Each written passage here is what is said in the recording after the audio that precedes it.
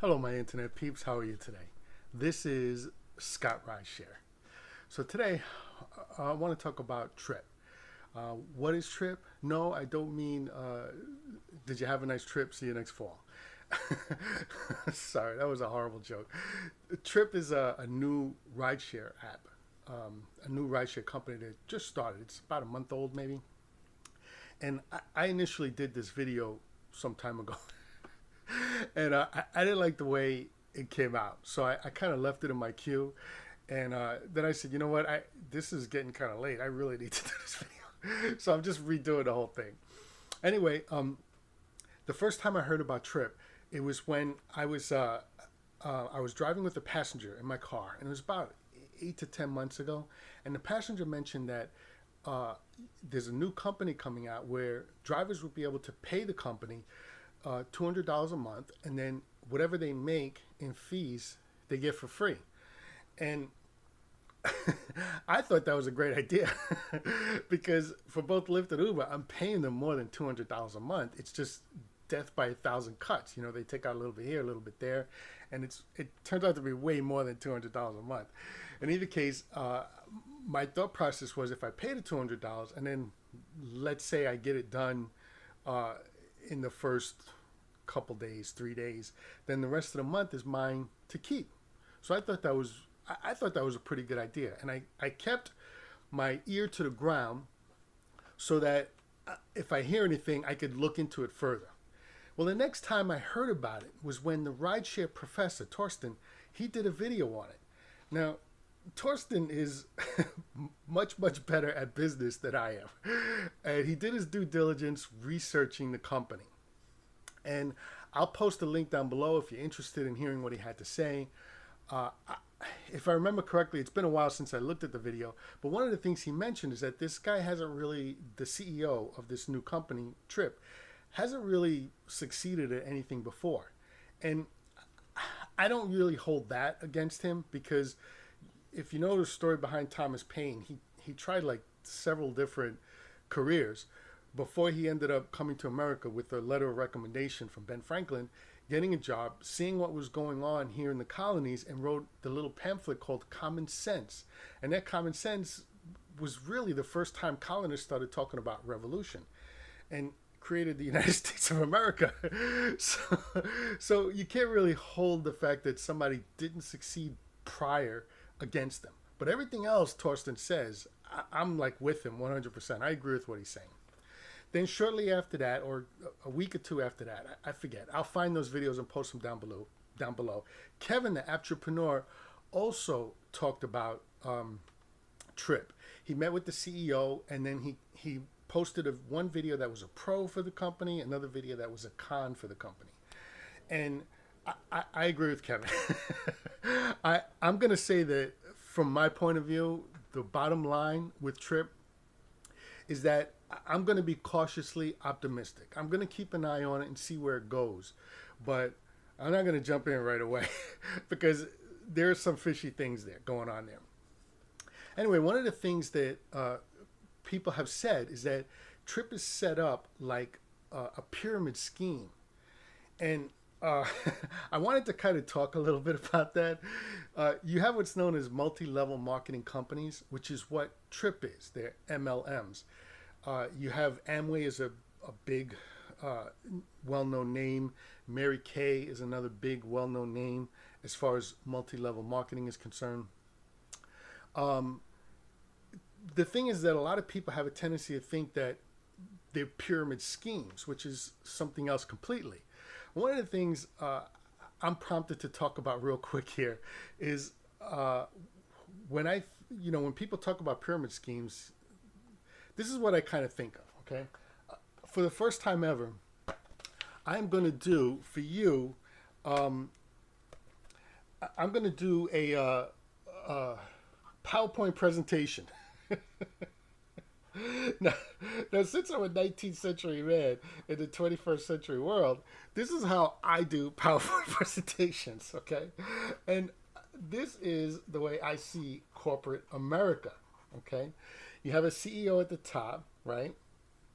And then you have a couple of people under the CEO, right? and then they have a couple of people under them, right?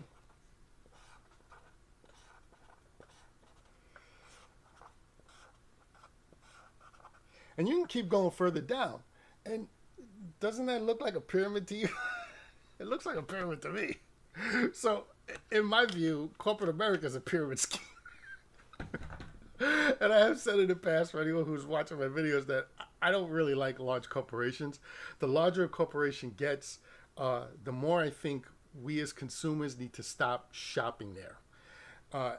And I understand the inconvenience behind it because I always try to buy locally, support small local companies, and it's not easy. And when you're really busy, it's hard. You can walk into a Walmart and find almost everything, and in order to do that by shopping locally, you have to visit like 10, 12 different places. I try to do a pre-research, like I'll visit a place and kind of look around when I have a spare moment, and then go visit another place and look around when I have a spare moment, and then visit another place. It gets kind of complicated, but usually I'm in the area when I'm doing it, so it's not like I'm going out of my way. And then I'll make a final decision and do my purchase at that point. So anyway, that's what I think of when I think of a pyramid scheme. Is corporate America. What's different between a pyramid scheme and a multi-level marketing company, an actual pyramid scheme? I mean, I don't mean my joke about corporate America. I mean a Ponzi scheme. Is that usually you have to buy a package, and when you buy the package, if it's a Ponzi scheme, the only way you're going to make money is to sell this package to somebody else. And not even then, you have to sell a couple of them to make back the money that you spent. And with a multi-level marketing company, you can make money outside of selling this package. So now here's what I'm trying to explain here. I could sign up as a driver for Tryp, and I could pay them $200 a month and just drive for them. Or I could become, I don't know the exact name, but usually in a multi-level marketing company, it's called a distributor. And I could spend more money and become a distributor. And in which case, any drivers that I sign up, I get paid from their efforts. And it's probably easier to explain with the, say, vitamins, multivitamins.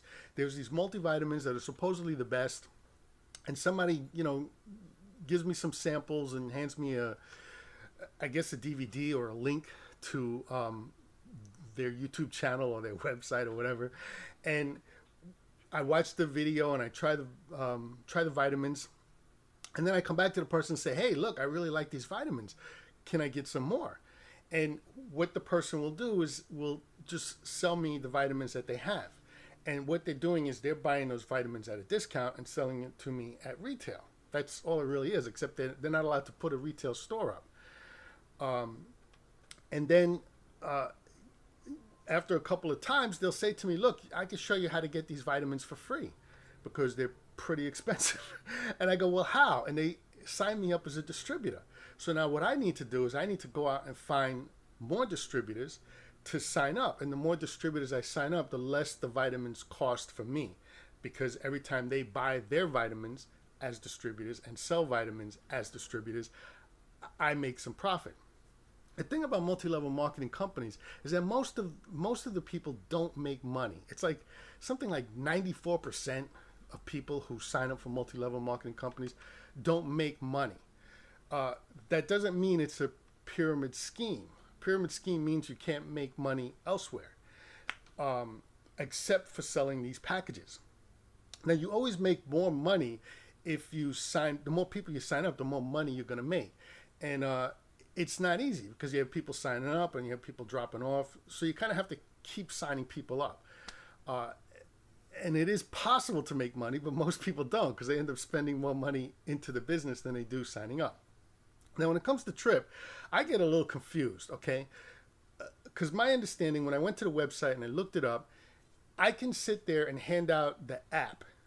They're not going to do advertising. It's going to be like a word-of-mouth campaign. They're saying that that's how they're going to save the money that both Uber and Lyft are spending. But I can pass out the app to people, and the more people I sign up to who uses the app, the more money I make, which kind of doesn't make sense to me. Here's why. When you have a rider, okay, and the rider is paying the fee to drive, 100% of that is going to the driver. So how do I make money from that rider if their whole fee is going to the driver? That's what I mean about it being confusing. It doesn't make that part doesn't make sense. Also, getting people to sign up is going to be very difficult because both Uber and Lyft have very deep pockets, and if they notice people heading over to Tryp, they're just going to send discounts and coupons to these passengers, and they're going to come over to whatever's cheaper. Even if you got a cheaper passenger, a cheaper ride, it's difficult to get people to switch to something new. I had a guy in my car like a year ago, and sorry, I'm looking at the time. I can't see it. I had a person in my car, and he said that his dad drives for both Uber and Lyft, and he asked me which one was better. And I said, well, Lyft, because if I drive 3 miles with Lyft and I drive 3 miles with Uber, I get paid more with Lyft. And he says, yeah, my dad says the same thing. Meanwhile, we were in an Uber ride. And he goes, I don't know why I haven't downloaded the app yet. This is what I mean about how difficult it is to get people to switch over. And I think it's going to be even more difficult to get people to switch over to Tryp. I mean, the rates have to be really, really low in order for people to come over. And both Uber and Lyft send out discounts to their riders. So people are just looking for cheaper. They don't really care. They don't care about the drivers. And that's part of my problem. And another part of my problem is if I pay the $200 a month, how many rides am I going to get to make that money back? I suspect not many. I suspect at the end of the month, I will still be in the hole. And it'll probably take a while until there's enough riders where I can get rides the way I get rides with Lyft and Uber. So anyway, that's one of the reasons why I'm a little nervous about it. I also took a cue from both Torsten and Kevin, the Rideshare Professor and the Apptrepreneur. I took cues from them about how they have been around much longer than me, and they've seen many more things than me. And it could be a way for people to get the riders' information, get the driver's information, and just kind of sell them. And that's where they're going to be making their money, is just selling information. A lot of companies do that anyway. So anyway, that's my take on what Tryp is. I hope you enjoyed the video. If you did, please like, subscribe, and comment down below. And share the video. Help me get more circulation, more people around. I had one of my supporters say, I don't understand why you don't have 1 million views. Well, share the video. It'll grow. That's the only way it's going to happen. But thank you very much. Thank you for watching. Everybody have a great day. This is Scott Rideshare.